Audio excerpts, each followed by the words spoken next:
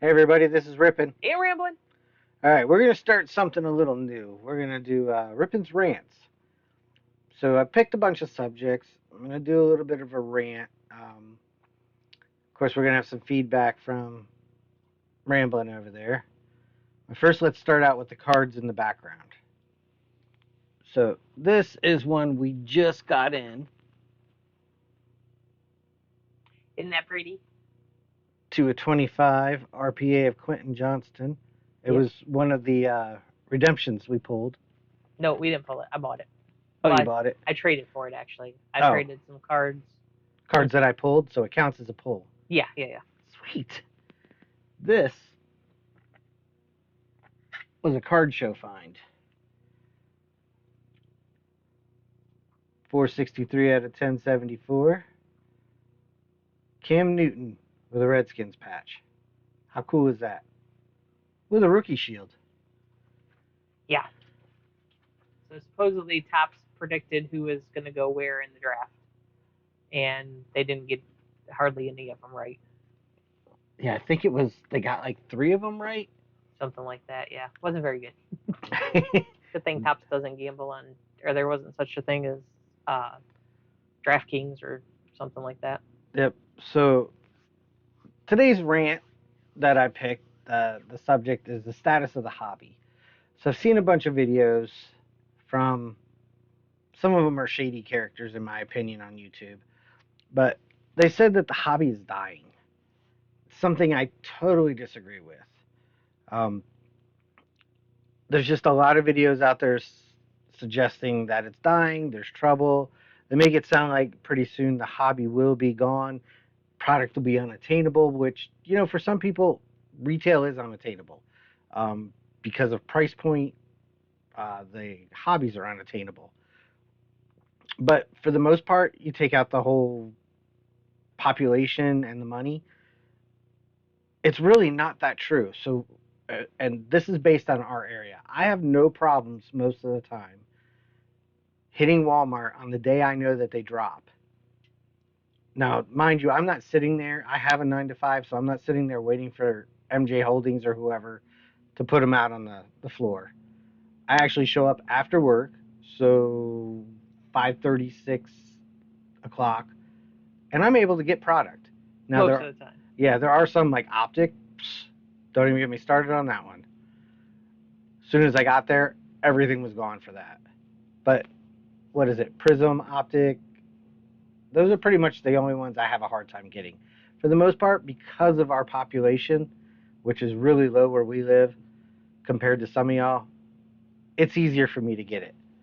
Um, Another thing to, in my opinion, to show that the hobby is thriving, just look at the sheer amount of cards on eBay that you can buy. Um, Not only is it the singles, you can get into breaks, which let's not get started on breaks yet. We'll leave that one for another day. Um, you can get boxes at eBay. Now, mind you, it's flipper fees, but I mean, I paid flipper fees. I don't know about you guys, but we've done it just so we could have that product. Um, the other thing is for us, there's a lot of card shows. I know a lot of places where they don't have the card shows we have.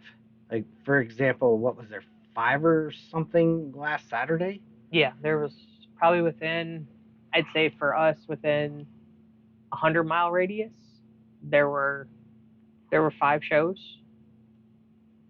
Yeah, and and some of them were huge shows. One was a 3-day show, one was a 2-day show, our normal show, which is just a 1 day, and then there was probably a couple other ones that were going on as well. yeah, now mind you, where we live, we have a bigger option because it's a tri-state area for us. So we can hit up shows in Ohio, Michigan, Indiana. Um, Actually, some of the Illinois ones aren't that far from us either, Right, to where we could hit those. But the biggest one we actually traveled for was Nashville, Tennessee. and that was just for personal because I just wanted to go to Nashville and check out the show and check out the city too. Yeah, the other thing for us too is Ramblin' does work at an LCS. We've mentioned this a bunch of times. And for those who are not familiar with an LCS, it's a local card shop. Yep. I mean, if you guys ever get a chance to check out that shop, you'll realize that, and I hope her boss watches this, she's the boss. She runs it. He's just the money man, really. We all know this. I don't know about that.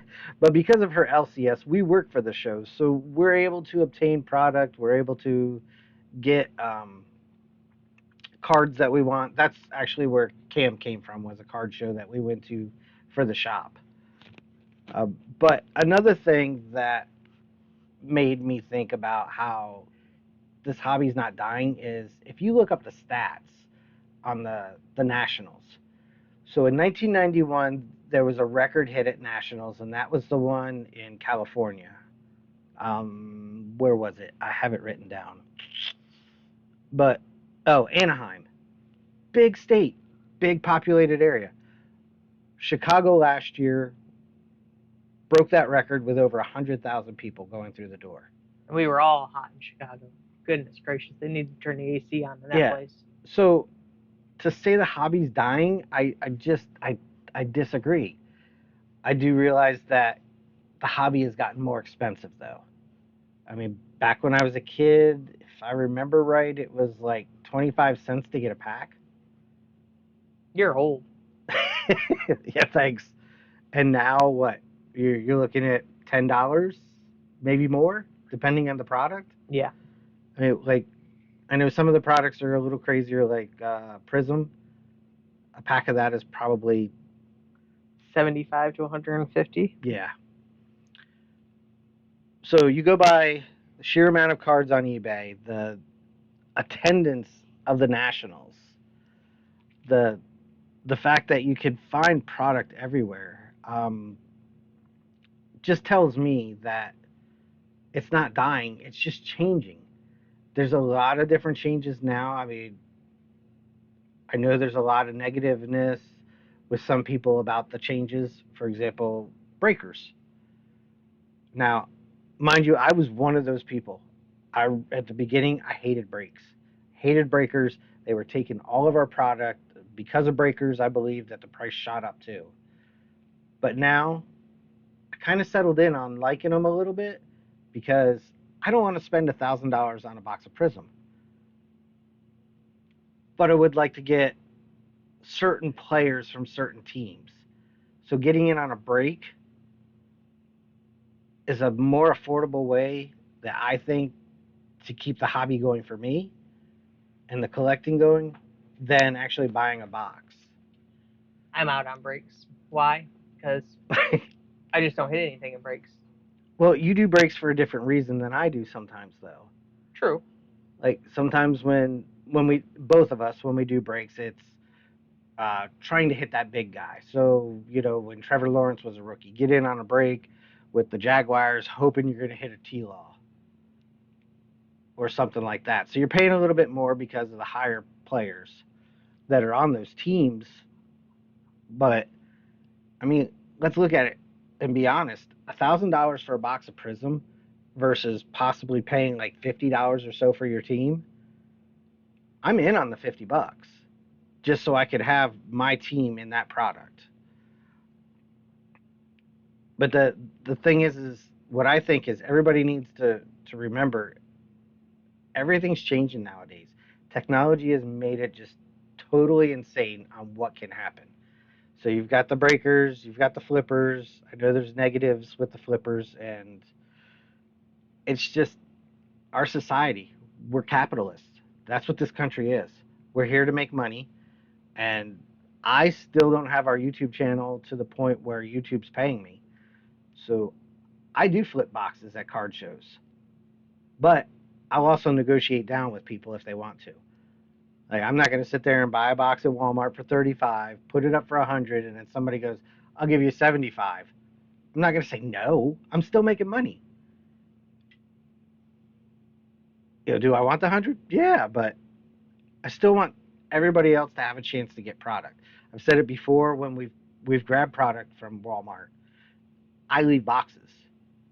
Sometimes Rambling gets a little mad at me because she wants them all, but I leave the boxes because I think it's good karma to give somebody else a chance as well. Um, the other thing with getting product is all the stores online besides just eBay. You've got what, Blowout, David Adams, Steel City. Those are some of the big ones, yeah. Yeah, can you think of more? I know there's a bunch of smaller guys too that a bunch of people use. Yeah, I mean those are the bigger ones when it comes to. I mean they do everything. They do brakes, they do retail, hobby.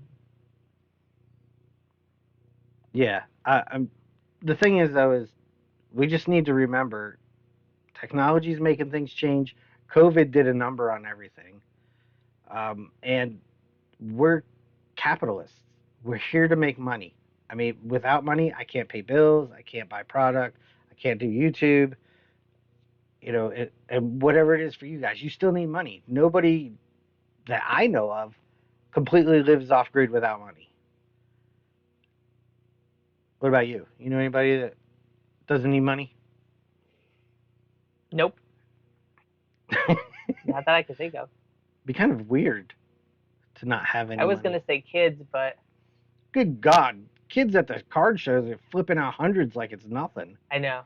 At the last card show we were at, the the guy asked for prices on a couple cards, so I told him, and he's like, "Well, I guess I'll skip that card because he said I don't have kid money Yeah, little because kid there was money. there was a kid that went and bought a what was it a paid $5.50 for a box of cards, Oh a yeah. hobby box, and Yep. Yep. he's like I don't have kid money, and I was like that's hilarious, Yeah, but the kid doesn't have bills. right? All he's doing is flipping cards back and forth and living his best life. Right. But so, what I want from everybody is your opinion on this rant. Should I keep them going because I have a bunch of other ideas? And your opinions on everything. I value everybody's opinions on stuff. I comment and reply back to everybody. I think this is a great forum to actually make friends. I've made friends through YouTube, and I think this is an awesome way to do it. So let's leave it at that. You guys make some comments, some likes. Just tell us what you think. So thanks everybody. Thanks everybody. Good luck and good ripping.